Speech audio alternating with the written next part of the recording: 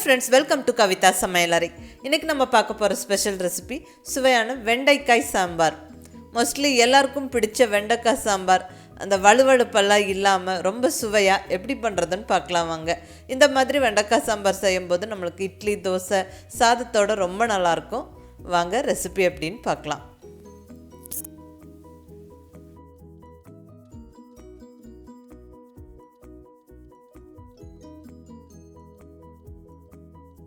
இப்போ இங்கே ஃபஸ்ட்டு ஸ்டெப்பாக சாம்பாருக்கான பருப்பு வேக வச்சிடலாங்க. இங்கே ஒரு கப் அளவுக்கு துவரம் பருப்பு எடுத்துருக்குறோம். அதாவது கிட்டத்தட்ட ஒரு 120 கிராம் இருக்கும். இது கூடவே 2 மீடியம் சைஸ் தக்காளி, ஒரு அரை ஸ்பூன் அளவுக்கு மஞ்சள் பொடி. இந்த பருப்பு நல்லா 2-3 வாட்டி கழுவிட்டு குக்கரில் சேர்த்து விட்டு, கூடவே தக்காளியை நல்லா கழுவி சின்ன சின்ன பீஸஸாக கட் பண்ணி குக்கரில் சேர்த்து விட்டு, இந்த மஞ்சத்தூளும் சேர்த்து ஒரு 3 கப்பு தண்ணி விட்டு நல்லா குழைவாக வேக வச்சு எடுத்துடணும். ஒரு 3 விசிலுக்கு குக் பண்ணி எடுத்துட்டேன். பாருங்கள், நல்லா ஜம்முன்னு நம்மளுக்கு பருப்பு வெந்து ரெடியாக இருக்குது. தக்காளியெல்லாம் நல்லா வெந்துருச்சு. இது நம்ம ஒரு மத்து வச்சோ இல்லை கரண்டி வச்சோ அப்படியே வந்து அழுத்தி விட்டோம்னா நல்லா மசிஞ்சிரும். அவ்வளோதான், நம்மளுக்கு பருப்பு தக்காளி ரெடி ஆகிடுச்சு. அடுத்தது புளிக்கரைசல். இங்கே ஒரு பெரிய நெல்லிக்காய் சைஸ் புளியை நல்லா ஊற வச்சு நல்லா கரைச்சி இப்படி வடித்து வச்சுருக்கிறேன். ஸோ புளிக்கரைசல் ரெடியாக இருக்குது. இந்த அளவுக்கு புளி சேர்த்தா போதும், அதிக புளி சேர்க்க வேண்டாம். அடுத்தது சாம்பாருக்கான நம்ம மசாலாவை நல்லா ஃப்ரெஷ்ஷாக வறுத்து அரைச்சிடலாங்க. ரொம்ப நல்லா சுவையாக இருக்கும், ரொம்ப நல்லா வாசனையாகவும் இருக்கும். ஸோ இங்கே ஸ்டவ்வில் ஒரு பேன் வச்சாச்சு. பேனில் ஒரு 2 ஸ்பூன் ஆயில் சேர்த்துக்கிட்டேன்.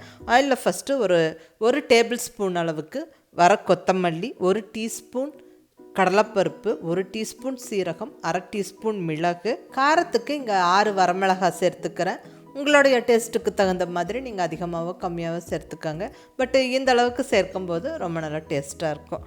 நல்லா இது நல்லா வாசனை வர வரைக்கும் வறுத்து விட்டுறணும். இந்த ஸ்பைசஸ் எல்லாம் நல்லா கொஞ்சம் பொரிஞ்சு வாசனை வரணும். ஸ்டவ்வை மீடியம் ஃப்ளேமில் வச்சுட்டு வறுத்து விடுங்க. இந்த ஸ்பைசஸ் எல்லாம் கொஞ்சம் வறுபட்டதுக்கப்புறமா இப்போ 1/4 ஸ்பூன் வெந்தயம், கொஞ்சமாக ஒரு அரை ஸ்பூன் அளவுக்கு பெருங்காயப்பொடி சேர்த்துக்கிறேன். மிஸ் பண்ணாமல் சேர்த்துக்கோங்க, ரொம்ப நல்லா டேஸ்ட்டாக இருக்கும், ரொம்ப நல்லதும் கூட. நல்லா இதுவும் சேர்த்து விட்டு வறுத்து விட்டுறலாம். வெந்தயம் கொஞ்சம் முன்னாடியே சேர்த்தா சீக்கிரம் கரிஞ்சிடும், அதனால் நான் இப்போ சேர்த்துக்கிறேன். எல்லாம் சேர்த்து நல்லா வறுத்தாச்சு. இப்போ ஒரு சின்ன கப் அளவுக்கு துருவின தேங்காய் சேர்த்து நல்லா வறுத்து விட்டுறலாங்க. ஜஸ்ட் ஒரு 1-2 நிமிஷம் வறுத்து விட்டுட்டு நம்ம ஸ்டவ் ஆஃப் பண்ணி ஆற விட்டு அரைக்கணும்.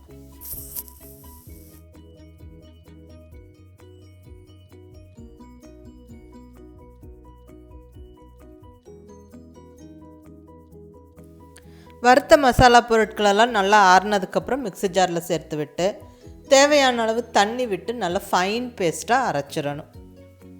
பாருங்கள், இந்த அளவுக்கு நல்லா ஃபைன் பேஸ்ட்டாக அரைச்சிடணும். மசாலா நல்லா கமகமன்னு வாசனையோட ரெடியாக இருக்குது. இப்போ அடுத்தது குழம்பு தாளிச்சிடலாம். அதுக்கு முன்னாடி வெண்டைக்காயை நம்ம வதக்கிக்கணும் கண்டிப்பாக. இங்கே 250 கிராம் வெண்டைக்காய் எடுத்துருக்கிறேன். வெண்டைக்காய் நல்லா கழுவி சுத்தமாக ஈரம் போக தொடச்சிட்டு நல்லா கொஞ்சம் பெரிய பெரிய பீசஸாக கட் பண்ணிக்கணும். இதை வந்து நல்லா இப்போ வதக்கணும். இப்போ ஸ்டவ்வில் கடாய் வச்சாச்சு. கடாய் சூடானதுக்கப்புறம் 2 ஸ்பூன் ஆயில் சேர்த்துக்கிறேன். கட் பண்ணி வச்ச வெண்டைக்காய்களை சேர்த்து விட்டு நல்லா வதக்கி விடணும். ஸ்டவ்வை மீடியம் ஃப்ளேமில் வச்சுக்கிட்டு ஒரு 2-3 நிமிஷம் வதக்கி விடணுங்க. கொஞ்சம் வெண்டைக்காய் வந்து கலர் கொஞ்சம் டார்க் ஆகும், அந்த ஸ்டேஜ் வரைக்கும் அப்படியே வதக்கி விடணும். நல்லா வாசனையாக இருக்கும், சாப்பிட்றதுக்கும் ரொம்ப டேஸ்ட்டாக இருக்கும். முக்கியமாக வலுவழுப்பு தன்மை இருக்காது. ஸோ நம்ம பொரியலோ சாம்பாரோ புளிக்குழம்போ எது செய்யறதுக்கு முன்னாடி வதக்கிட்டு செஞ்சோம்னா ரொம்ப நல்லாயிருக்கும். நல்லா வதக்கியாச்சு. இப்படி வதக்கும் போதே 50% வெந்துடும் வெண்டைக்காய். அதுக்கப்புறம் நம்ம சாம்பாரில் கொஞ்சம் கொதிக்க விட்டு இறக்கும்போது ரொம்ப நல்லாயிருக்கும். நல்லா இப்போ வதக்கி நம்ம ஒரு கப்பில் எடுத்து வச்சிடலாம். அடுத்தது சாம்பார் தாளித்து விட்டுறலாங்க. இங்கே ஸ்டவ்வில் கடாய் வச்சாச்சு. கடாய் சூடானதுக்கப்புறம் 2 ஸ்பூன் ஆயில் சேர்த்து கொஞ்சமாக ஒரு அரை ஸ்பூன் அளவுக்கு கடுகு உளுந்தம்பருப்பு தாளிக்கிறதுக்கு சேர்த்து விட்டு அந்த கடுகு உளுந்தம்பருப்பு நல்லா கொஞ்சம் பொரிஞ்சதுக்கப்புறமா இங்கே ஒரு 10 சின்ன வெங்காயம் இப்படி 2 கட் பண்ணி வச்சுருக்கிறேன். கூடவே ஒரு 7-8 கருவேப்பிலை, ஒரு பச்சை மிளகாய், ஜஸ்ட் ஒரு ஃப்ளேவருக்கு வேண்டி நல்லா சேர்த்து விட்டு நல்லா வதக்கி விட்டுறலாம். வெங்காயம்லாம் நல்லா கலர் மாதிரி வதங்கணும்.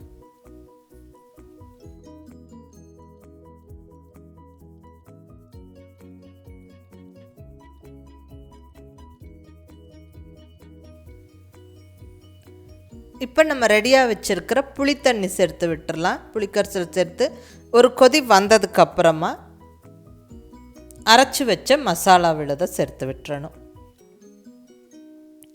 கூடவே தேவையான அளவு தண்ணி.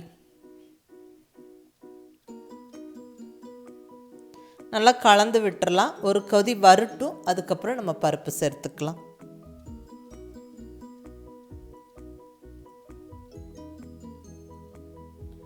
நல்லா கொதிக்க ஸ்டார்ட் ஆகிடுச்சு. இப்போ நம்ம ரெடி பண்ணி வச்சுருக்கிற பருப்பு, தக்காளி அதெல்லாம் சேர்த்து விட்டு நல்லா கலந்து விட்டுறலாங்க.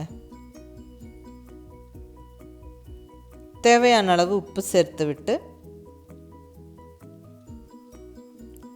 நல்லா கலந்து மூடி வச்சிடலாம். கொதிக்கட்டும், அதுக்கப்புறம் நம்ம வெண்டைக்காய் சேர்த்துக்கலாம். ஏன்னா வெண்டைக்காய் ஏற்கனவே வதங்கும் போதே நம்மளுக்கு ஒரு 50% வெந்திருக்கும். அதுக்கப்புறம் நம்ம இப்போ வேக வைக்கும்போது சரியாக இருக்கும்.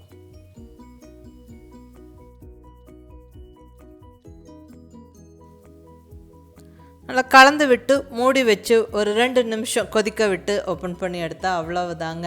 நல்லா கமகமன்னு வாசனையோட ஜம்முன்னு நம்மளுடைய வெண்டைக்காய் சாம்பார் சூப்பராக ரெடி ஆயிருச்சு.